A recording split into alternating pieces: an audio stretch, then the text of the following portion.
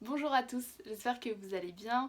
Aujourd'hui je suis très contente de faire cette vidéo, ça me met vraiment en joie. Puisque je reviens donc du Bénin et j'avais envie de vous partager en quelques minutes les enseignements que j'ai pu tirer là-bas, les expériences de vie que j'ai faites, des expériences à la fois très humaines et terre à terre et à la fois si spirituelles que voilà, j'en suis encore toute émoustillée et j'essaye de les infuser encore dans mon quotidien. J'ai vraiment envie de les ancrer en fait pour pas les oublier. Et cette vidéo est une manière aussi de m'en souvenir, de les ancrer, de les méditer. Donc j'ai voulu appeler cette vidéo Au Bénin, je n'ai pas joué à la sauveuse, mais j'ai plutôt été sauvée. Alors beaucoup de personnes pensent aller en effet en Afrique pour sauver, pour contribuer, pour aider, et c'est des beaux sentiments. Je pense aussi y avoir été pour aider, mais pas pour sauver, hein. Clairement pas, je savais que je n'allais sauver personne. Enfin, j'étais assez lucide sur ça de base. Mais j'ai toujours eu le sentiment que j'y allais parce qu'on allait m'enseigner plutôt. J'allais comprendre, j'allais apprendre. Et c'est exactement ce qui s'est passé. J'ai plutôt été sauvée en fait. J'ai plutôt été aiguillée, j'ai été dirigée. Et j'ai trouvé des gens absolument incroyables qui ont été à la fois des enseignants du quotidien. Je suis absolument...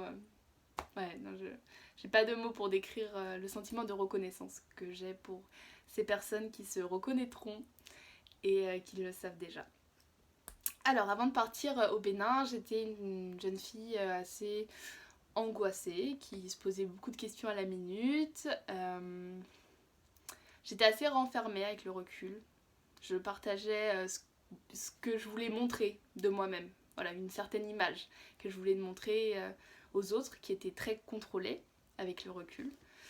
J'avais envie voilà, de partager l'image de cette fille qui est cool, qui fait de la méditation, qui est ouverte d'esprit. Et au fond, je sais que je le suis, mais je ne suis pas que ça. Je ne suis pas que cette partie positive, je ne suis pas que cette partie aussi que la société veut que je sois. Et bon, c'est vrai que je vivais assez en décalage avec la réalité, je vivais aussi en décalage avec les autres. Je me sentais souvent très supérieure aux autres parce que voilà, je me pensais supérieure spirituellement parce que je méditais un petit peu. Je me sentais supérieure socialement parce que je faisais Sciences Po. Et, et en fait, bah, ce sentiment me protégeait sur le moment peut-être, mais sur le long terme, ça me faisait plus de mal qu'autre chose puisque ça crée de la séparation. Je me sentais très seule. Je me sentais pas comprise. Et, et pour rien au monde, je reviendrai en arrière sur cet état d'esprit que j'avais, mais qui me servait hein, au moment T, bien sûr. Et donc, qu'est-ce que j'ai appris au Bénin? Tout d'abord, au Bénin, j'ai appris à me reconnecter à l'instant présent. Ça peut sembler très new age, mais c'est absolument vital. Euh, Avant, je pensais être vachement dans le moment présent. Je me disais, oui, mais Chloé, tu médites, tu fais du yoga, il n'en était rien. J'avais très peur en fait de la réalité, j'avais très peur du moment présent qui des fois ne me satisfaisait pas. Donc quand le présent ne nous satisfait pas, bah, qu'est-ce que je faisais? Je me réfugiais dans mon imaginaire, mes pensées, Instagram, un film, tout ça. Alors que se confronter à la réalité, c'est beaucoup plus tenable en fait, c'est beaucoup plus simple au fond. Et ça demande de l'accepter aussi, cette réalité, qui n'est pas toujours grandiose comme je l'aimerais. Parce que la réalité peut être ennuyante, il peut ne rien se passer dans la réalité, on peut avoir des déceptions, ça peut faire peur. Et en fait, j'ai un petit peu plus appris à l'accepter, cette réalité, à aussi dire que c'est ok quoi de rien ressentir de particulier. Parce qu'avant, c'était un peu les montagnes russes, quoi. Il fallait que je sois toujours dans des sentiments extrêmes, parce que je me sentais vivante. Et maintenant, j'ai à cœur en fait de me sentir vivante aussi dans la simplicité. Parce que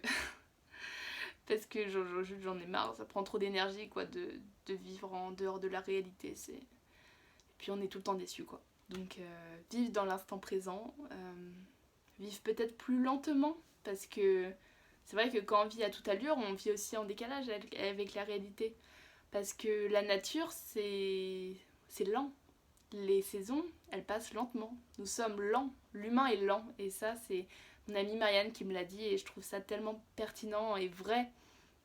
Et même si notre esprit, notre ego, notre mental aimerait que tout aille vite, que tout soit orchestré très vite, et bah les choses mettent du temps pour être digérées, pour être intégrées dans notre corps, dans la nature, avec les autres. Et, et voilà, donc s'ancrer dans le moment présent à travers des choses plus simples. Peut-être un contact avec l'autre, le rire, la joie, un bon plat. Ça fait des choses très simples en fait. Et avant, je refusais de voir cette simplicité. Ensuite, j'ai appris à trouver du confort dans l'incertitude. On ne saura jamais vraiment où on va exactement. On ne saura jamais ça, vraiment. Des fois, on peut mieux savoir que d'autres fois, mais on ne saura jamais vraiment. On vivra toujours avec cette part d'incertitude, avec ce doute, parce qu'on ne sait pas de quoi demain sera fait vraiment. On peut le prévoir, mais on n'a pas vraiment... on peut en avoir une petite idée, mais tout est tellement changeant que finalement, c'est tellement plus simple en fait de trouver du confort dans l'incertitude.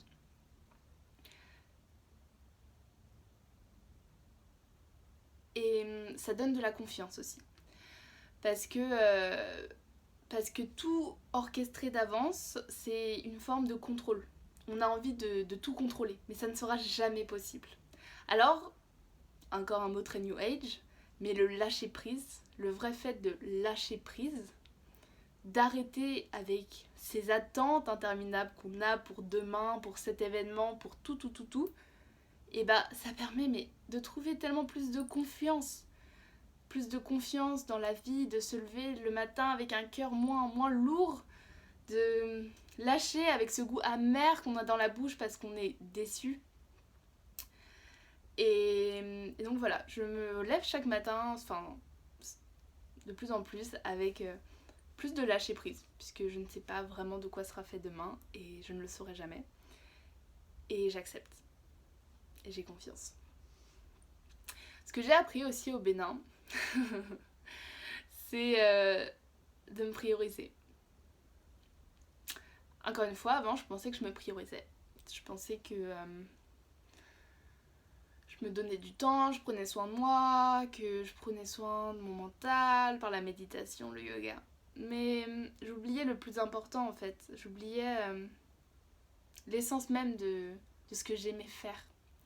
Et se prioriser, c'est aussi savoir qui je suis. Qu'est-ce que j'ai vraiment envie de faire? Qu'est-ce qui me procure de l'énergie? Alors, j'ai une meilleure idée maintenant de ce qui me procure de l'énergie. Je ne sais pas encore totalement, je pense que c'est un processus qui est en cours. Mais maintenant, je sais que j'ai une peau maintenant. Puisque je sais les activités qui me font retourner vers moi en fait. Et avant, j'étais assez dépendante des autres dans le sens où j'attendais beaucoup d'eux. Parce qu'au fond, quand j'étais seule, je voyais ce vide en moi. Et maintenant, quand je suis seule, bah, c'est limite les moments que j'aime. Enfin, c'est vraiment des moments où j'ai envie d'écrire, j'ai envie de... Voilà, en fait, de faire les activités qui me procurent de la joie. Parce que je me connais mieux, je sais ce qui m'anime plus. Et ne pas prioriser les autres, en fait, sur soi. Ne pas se dire, je veux faire ça pour lui faire plaisir. Non, c'est pas vrai. Déjà, on fait toujours les choses pour soi. Donc quand on dit je fais ça pour te faire plaisir, c'est que derrière on a une attente envers l'autre. Mais c'est que certaines fois je dis non à l'autre parce que juste mon espace mental n'est pas ok avec ça. Et ça c'est se prioriser. Savoir dire non c'est se prioriser Et je l'ai encore plus intériorisé à travers ce voyage. Ensuite, donc ça va un petit peu avec ce que je disais, mais j'ai appris à... J'ai été plus en contact avec mes talents.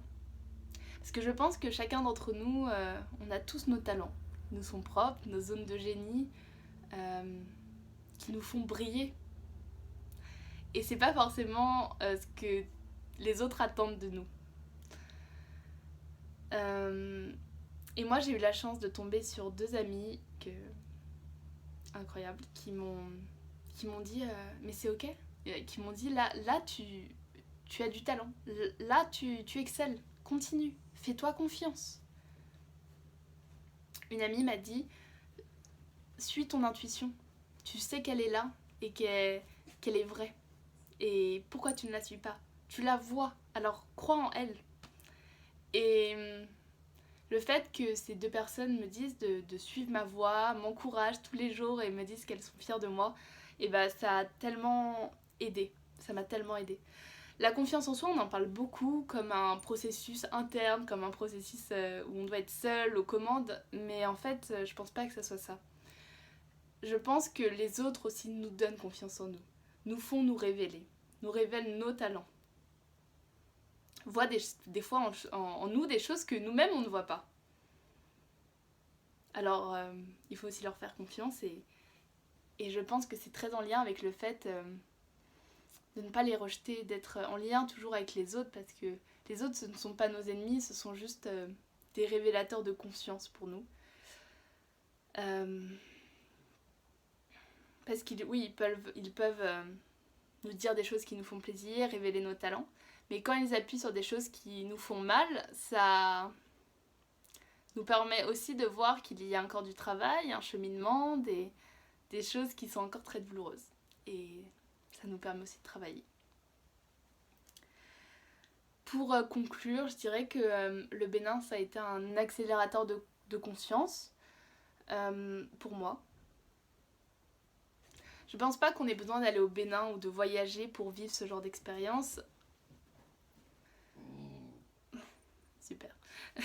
Mais je pense que la vie met sur notre chemin des personnes, des voyages, un travail qui nous permet de nous révéler aussi.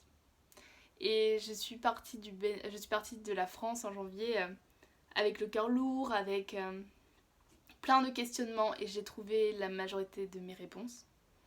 Et je sais maintenant que la vie n'est qu'un chemin et que tous les jours j'apprends. Et je trouve ça fabuleux et c'est rassurant. Parce que ça m'a aussi permis d'acquérir une certaine humilité, le Bénin, sur moi-même, puisque je ne saurais jamais tout, je ne serai jamais parfaite. Et même si j'ai certaines exigences dans ma tête au quotidien, bah, je sais que je ferai jamais rien de manière parfaite et c'est complètement ok. Et on est juste humain et voilà. Donc je remercie toutes les personnes qui ont fait de ce voyage 6 mois incroyable. Un voyage tellement humain, un voyage challengeant, mais qui m'a fait me révéler, voilà, à moi-même. Je commence à comprendre quelle est mon essence. Je les aime fort. Et je vous souhaite aussi de vous révéler à vous-même et d'être plus proche de vous-même, voilà, c'est ça. J'ai mal à conclure. Merci beaucoup de m'avoir écouté et à bientôt. Ciao.